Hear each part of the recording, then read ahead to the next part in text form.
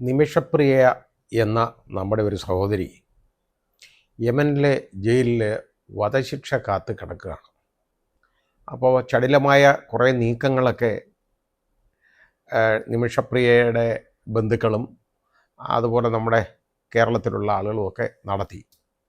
അതിൽ ഏറ്റവും എടുത്തു പറയാവുന്ന നീക്കം നടത്തിയത് നമ്മുടെ ബഹുമാന്യനായ കാന്തപുരം AP അബൂബക്കർ മുസ്ലിയാറാണ്. ആ പ്രവർത്തനത്തിന് അദ്ദേഹത്തിൻ്റെ ഇടപെടലിന് ഫലം കാണുന്നു എന്നുള്ള ഒരു പ്രതീക്ഷയാണ് ഇപ്പോൾ ഉള്ളത്. ഫലം കാണുന്നുണ്ട് എന്തായാലും. അതുപോലെ തന്നെ നമ്മുടെ കേരള ഗവർണർ ശ്രീ രാജേന്ദ്ര വിശ്വനാഥ് ആർലേക്കർ, അദ്ദേഹം ഇതേപോലെ തന്നെ കേന്ദ്ര വിദേശകാര്യ മന്ത്രാലയത്തിനെ ഫോറിൻ മിനിസ്ട്രി, അവിടെ മിനിസ്ട്രി ഓഫ് ഫോറിൻ അഫയേഴ്സ് അവിടെ വിളിച്ചിട്ട് വിവരമൊക്കെ പറഞ്ഞു. അപ്പോൾ അവർ പറഞ്ഞത് ഇടപെടലുകളൊക്കെ നടക്കുന്നുണ്ട്, അനൗദ്യോഗികമായ ചർച്ചകൾ പലതും യമനിൽ നടക്കുന്നുണ്ട്, ഗവൺമെൻറ്റിൻ്റെ ആഭിമുഖ്യത്തിൽ നടത്തുന്നുണ്ട്. അതിൽ നിന്നൊരു പ്രതീക്ഷ ഉണ്ട് എന്നുള്ള ഒരു രീതിയിലാണ് പറയുന്നത്. അതുപോലെ തന്നെ അദ്ദേഹം ഗവർണർ ശ്രീ MA യൂസുഫ് അലിയുമായിട്ടും ബന്ധപ്പെട്ടിട്ടുണ്ട്. അതിൽ നമ്മുടെ ശ്രീ അബൂബക്കർ മുസ്ലിയാരുടെ ഇടപെടലെന്ന് പറയുന്നത് വളരെ പ്രധാനപ്പെട്ട ഒരു ഇടപെടലാണ്. അദ്ദേഹത്തിന് വിദേശത്ത്, പ്രത്യേകിച്ച് ഈ മുസ്ലിം രാഷ്ട്രങ്ങളിലൊക്കെ നല്ല പിടിപാടുണ്ട്. ഒരുപാട് ആളുകളുമായിട്ട് ഉള്ള ബന്ധവും സൂക്ഷിക്കുന്നുണ്ട്. അദ്ദേഹത്തിൻ്റെ ഈ നോളജ് സിറ്റി, അതായത് കാന്തപുരത്തിൻ്റെ നോളജ് സിറ്റി, അതിൻ്റെ ഇനാഗുറേഷന് അവിടെ നിന്ന് വന്ന ഒരു സൂഫി വര്യൻ ഉണ്ട്, സൂഫി പണ്ഡിതൻ, അതായത് യമനിലെ ഒരു സൂഫി പണ്ഡിതനാണ് ഷേഖ് ഹബീബ് ഉമർ. അദ്ദേഹമാണ് അതിനോടാണ് ഡയറക്റ്റായിട്ട് നമ്മുടെ കാന്തപുരം മുസ്ലിയാർ ഇടപെട്ടത്. ആ മുസ്ലിയാരുടെ ഇടപെടലിനകത്ത് തന്നെ അദ്ദേഹത്തിൻ്റെ നല്ല സൗഹൃദ ബന്ധം ഈ ഷേഖ് ഹബീബ് ഉമറുമായിട്ടുള്ളതുകൊണ്ട് അദ്ദേഹം അവിടെ വളരെ അറിയപ്പെടുന്ന ഒരു വലിയ ഒരു പണ്ഡിതനാണ്, ഒരു സൂഫി വര്യനാണ്. അദ്ദേഹം അവിടെ ഈ തലാൽ എന്ന് പറയുന്ന ആളാണ് ഇതിൽ കൊല്ലപ്പെട്ട ആൾ. ആ തലാലിൻ്റെ കുടുംബാംഗങ്ങളുമായിട്ട് അദ്ദേഹം ബന്ധപ്പെട്ടു, തലാലിൻ്റെ അടുത്ത ബന്ധുക്കളുമായിട്ട് ബന്ധപ്പെട്ടപ്പോൾ അവരുമായിട്ട് സംസാരിച്ചു.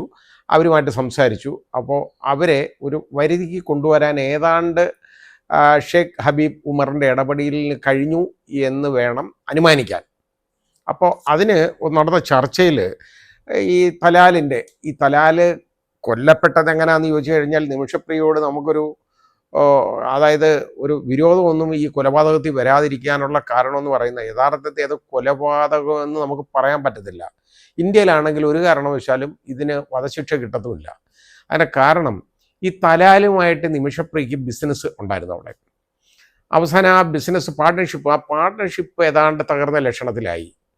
അത് തലാലിൻ്റെ പിടിവാശി മൂലവും ഒക്കെ തന്നെയാണ്. അവസാനം ഈ തലാലിനെ ഒഴിവാക്കണം, അത് ഇന്ന് ആ ബിസിനസ്സിൽ നിന്ന്, വ്യാപാരത്തിൽ നിന്ന് ഒഴിവാക്കണം എന്നുള്ള ഒരു സ്ഥിതി വന്നു കഴിഞ്ഞപ്പോൾ എന്തെന്നറിയോ, ഇയാളുടെ കയ്യിൽ നിമിഷപ്രിയയുടെ പാസ്പോർട്ടും യാത്രാരേഖകളും ഒക്കെ ഈ തലാലിൻ്റെ കയ്യിലാണ്. അപ്പോൾ ഇയാളിത് കൊടുക്കുകയല്ല. അപ്പോൾ ഇത് എടുക്കാൻ വേണ്ടിയാണ് യഥാർത്ഥത്തിൽ നിമിഷപ്രിയയുടെ ഒരു കൂട്ടുകാരിയുമായിട്ട്, മറ്റൊരു സഹപ്രവർത്തകയുമായിട്ട് ആലോചിച്ചിട്ട് പതുക്കെ ഇയാൾക്ക് മയങ്ങാനുള്ള മരുന്ന് കൊടുത്തു. ഇതാണ് സംഭവിച്ചത്. പക്ഷേ അതിൻ്റെ ഓവർഡോസായിപ്പോയി കൂടിപ്പോയി.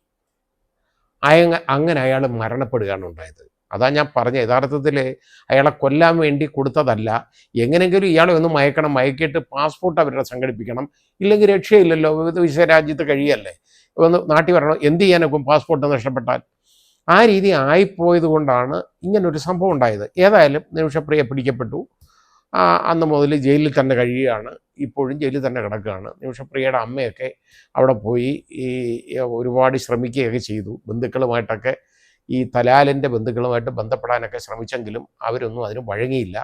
ഏതായാലും അവസാനം ഇപ്പോൾ അവരത് വഴങ്ങി വരുന്ന ഒരു സൂചനയാണുള്ളത്. തലാലിൻ്റെ അടുത്ത ബന്ധുവും അതുപോലെ തന്നെ ഹുദൈദ സ്റ്റേറ്റ് കോർട്ട്, അവിടുത്തെ യമനിലെ ഹുദൈദ സ്റ്റേറ്റ് കോർട്ട് എന്ന് പറയുന്ന കോടതിയുടെ ചീഫ് ജസ്റ്റിസും അതേപോലെ തന്നെ ഗവൺമെൻറ് പ്രതിനിധികളും ഈ ചർച്ചയിൽ അവിടെ ഇപ്പോൾ പങ്കെടുത്തിട്ടുണ്ട്. അവരെല്ലാം കൂടെ ഉള്ള ഒരു കൂടിക്കാഴ്ച, ഒരു ചർച്ച നടത്തി. ഇനിയും ആ ചർച്ച തുടരും. അത് യഥാർത്ഥത്തിൽ ഷേഖ് ഹബീബ് ഉമറിൻ്റെ ആ ഒരു ഇടപെടൽ മൂലമാണ് അത് സാധ്യമായത്. തലാലിൻ്റെ ബന്ധുക്കൾ ഇവരുമായിട്ട് സംസാരിക്കാൻ പോലും തയ്യാറായത്.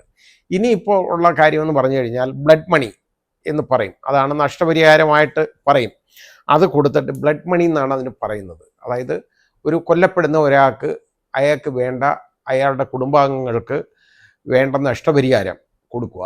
അതിനാണ് ബ്ലഡ് മണി എന്ന് നമ്മൾ പറയും. മുസ്ലിം രാഷ്ട്രങ്ങളിലൊക്കെ നിലവിലിരിക്കുന്ന ഒരു കാര്യമാണത്.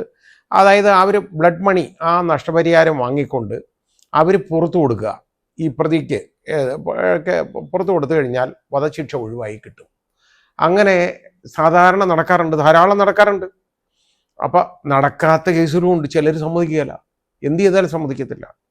അപ്പോൾ ഒരു ഞാൻ മുമ്പ് പറഞ്ഞുള്ള പോലെ നമ്മുടെ ഇവിടുത്തെ ഒരു യഥാർത്ഥത്തിൽ ഒരു രാജ്യത്തെ യഥാർത്ഥത്തിൽ അവിടത്തെ ഒരു ഭരണകൂടത്തിൽ തന്നെ പെടുന്ന, അതായത് ഒരു ഷേക്ക് ഫാമിലിയിൽ, രാജകുടുംബത്തിൽ തന്നെ പെടുന്ന ഒരാൾ ഇതേപോലെ സൗദിയിൽ ഒരു കൊലക്കേസിൽ പെട്ടു. കൊലക്കേസിൽ പെട്ട് കഴിഞ്ഞപ്പോൾ അയാളുടെ ഒരു മലയാളിയാണ് അതിനകത്ത് കൊല്ലപ്പെട്ടത്. ഒരു കാര്യമില്ലാതെ കൊന്നതാണ് കേട്ടോ. അങ്ങ് പറ്റി എന്നുള്ളതേ ഉള്ളൂ. അതാ ഇവന്മാർക്ക് കുറേ അഹങ്കാരം അവർക്കുണ്ടല്ലോ. ഈ അവരുടെ രാജ്യം ആണ്, അവർക്ക് എന്തും ചെയ്യാം എന്നൊക്കെയുള്ള, പോരെങ്കിൽ രാജകുടുംബാംഗമാണ് എന്നൊക്കെയുള്ള രീതിയിൽ അവസാനം അയാളെ വധശിക്ഷയ്ക്ക് വിധിച്ചു.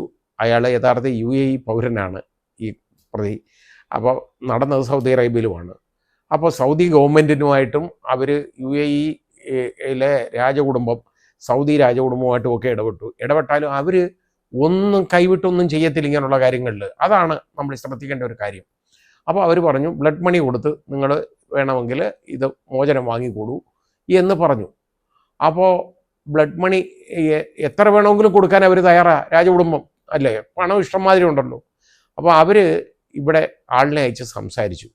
പക്ഷേ ഈ മരിച്ചുപോയ ആളിൻ്റെ പിതാവ് പറഞ്ഞു, അയാൾ പാവമാണ്, ഒന്നുമില്ലാത്ത മനുഷ്യൻ. അയാൾ പറഞ്ഞിട്ടുണ്ടല്ലോ, എൻ്റെ മോൻ ഒരു കാര്യമില്ലാതെ കൊല്ലപ്പെട്ടതാണ്, അവനെ കൊന്നവനെ അവൻ ജീവിച്ചിരിക്കാൻ പാടില്ല എന്നാണ് എൻ്റെ ആഗ്രഹം. അതുകൊണ്ട് എനിക്ക് പണമൊന്നും വേണ്ട ഇതിൻ്റെ, ഞാൻ വാങ്ങത്തില്ല. നിർബന്ധമായിട്ട് അഡമൻ്റായിട്ട് നിന്നു. അവസാനം ഒരു രാജകുടുംബാംഗമായിട്ട് പോലും അയാളെ പരസ്യമായിട്ടൊരു വെള്ളിയാഴ്ച കഴുത്ത് വെട്ടി കൊന്നു. അത് നടന്നതാണ് എന്ന് പറഞ്ഞ പോലെ.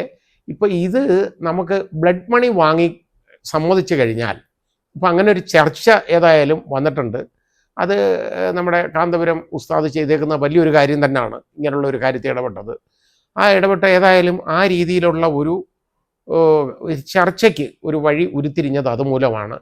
ഏതായാലും അവിടുത്തെ പണ്ഡിത ശ്രേഷ്ഠൻ ഷേഖ് ഹബീബ് ഉമർ, അദ്ദേഹത്തിൻ്റെ ഇടപെടലും വളരെ ഫലം കണ്ടിട്ടുണ്ട്. ഏതായാലും നമുക്കിപ്പോൾ ഒരു പ്രതീക്ഷയ്ക്ക് വകയുണ്ട്, ആ സഹോദരിയുടെ ജീവൻ രക്ഷപ്പെടും എന്ന്. ഏതായാലും നമ്മുടെയൊക്കെ പ്രാർത്ഥനകൾക്ക് ഫലം കാണുന്നു എന്ന് തോന്നുന്നു. ഇപ്പോൾ മിക്കവാറും എല്ലാ മീഡിയ ചാനലുകളിലും ഈ വിഷയം വരുന്നുണ്ട്. അതിൽ ചില ചാനലുകളിൽ ഈ വധശിക്ഷ നീട്ടിവെച്ചു എന്നുള്ളതാണ് കാണുന്നത്. അതായാലും മതി. ചില ചാനലുകളിൽ പറയുന്നത് അത് വധശിക്ഷ മരവിപ്പിച്ചു എന്നുള്ളതാണ്. ഏതാണ് ശരി എന്നുള്ളത് അതിൻ്റെ ഉത്തരവ് കാണാതെ നമുക്ക് പറയാൻ പറ്റുന്നില്ല. ഏതായാലും ശരി, ഇപ്പോൾ നാളെ ഇങ്ങനൊരു അനിഷ്ട സംഭവം ഉണ്ടായില്ല എന്ന് നമുക്ക് ഏതാണ്ട് ഉറപ്പായിട്ടുണ്ട്. വളരെ സന്തോഷമുള്ള ഒരു കാര്യമാണത്.